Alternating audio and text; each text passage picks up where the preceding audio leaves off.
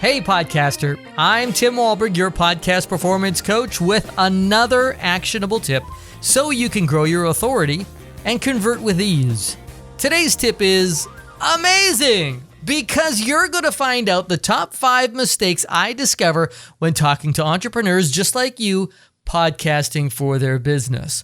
Consider this a checklist to see if your show has the right intentions behind it. This is not a measuring stick, so don't feel bad if you're doing one of these things or not doing one of these things, as you'll hear.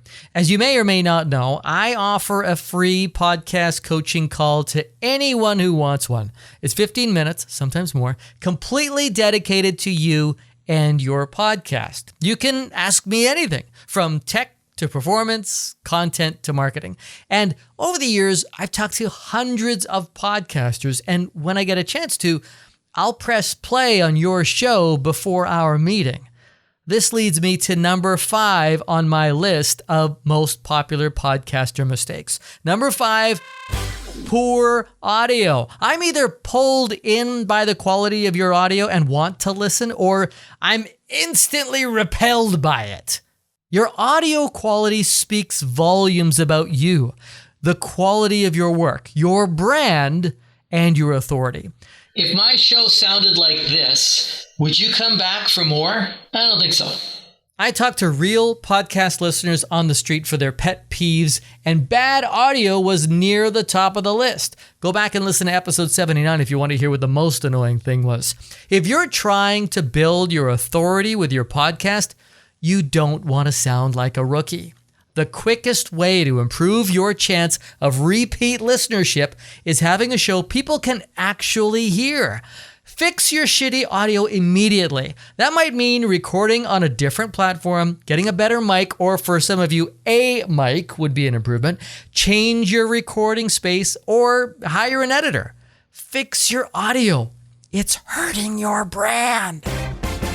Number 4 on the list of mistakes made by podcasters is that they have a self-serving podcast, or call it a self-centered podcast. Breaking news, your show is not about you.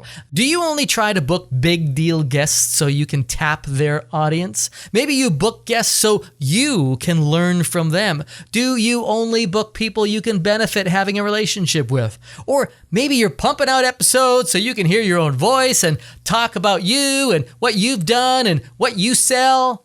Look, I know some of these tactics can be part of a bigger strategy for your business. Just be clear and honest about your intentions behind your content decisions. If serving your audience is your top priority, put them first. Having a listener-centric podcast will help create the know, like, and trust factor every authority figure wants. The third most common mistake podcasters make is obsessing over their download numbers. Believing that the number of downloads is equal to the success of your podcast is a huge mistake. Downloads do not equal success because your podcast isn't just about downloads, unless you have multiple sponsors who you've promised a certain number to. When it comes to monetizing your show, it could be selling your own products, service, courses, whatever you're offering. Maybe your metrics or conversions could be measured by engagement, leads, the number of PDF downloads you get, participants who take your quiz, or book a discovery call. So the mistake that people make is not realizing that the number of downloads they already have may already be what they need to succeed. Learn how to turn those existing downloads into dollars. It's not the size of your downloads, it's what you do with them. We're counting down the top 5 mistakes podcasters make, and at number 2 is promotion, or lack thereof. I've talked to a lot of podcasters over the years, and some of them are putting a ton of money into their shows.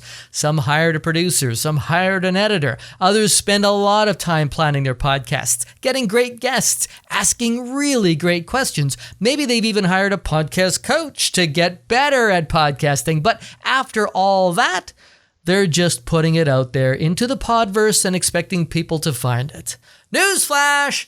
There are a shit ton of podcasts out there, and you can't expect people to just miraculously stumble on yours.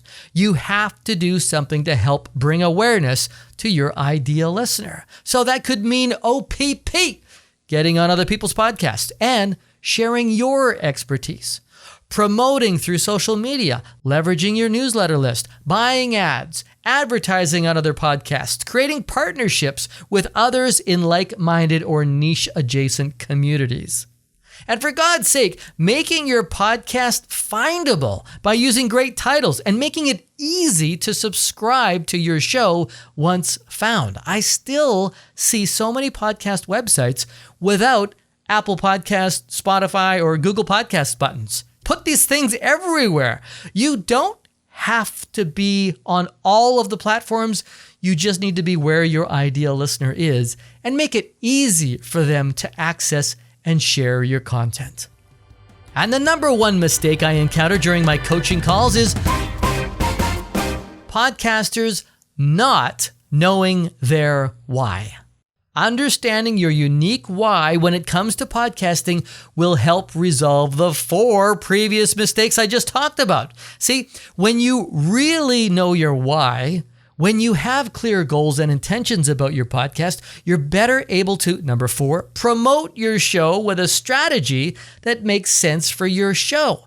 Not all strategies work for all shows. When you really know your why, you understand the KPIs, the key performance indicators that are relevant to success. So, number 3, obsessing over download numbers isn't worth the sweat.